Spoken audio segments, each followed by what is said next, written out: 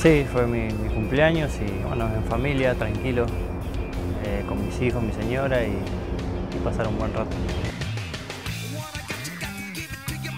Sí, es importante, un buen triunfo para celebrar esos 100 partidos en Cornellá, la gente se fue contenta y bueno, estamos más cerca del objetivo. Sí, sí es diferente, ¿no? Es verdad que fue el primero y bueno, con la gente disfrutando siempre es mejor, ¿no? Fuera es más difícil que se vea esa cantidad de seguidores, entonces siempre se disfruta más en casa.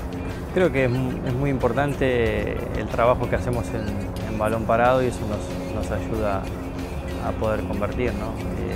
Hemos conseguido muchos y muy buenos resultados en partidos donde se veía un poco complicado y es un arma que le estamos sacando buen rédito.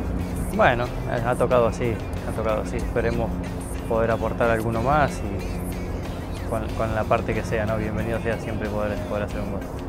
Sí, son momentos distintos, pero bueno, el Atlético es un equipo que está muy fuerte, está peleando todo y intentaremos dar la cara ahí en el Calderón y hacer un buen partido.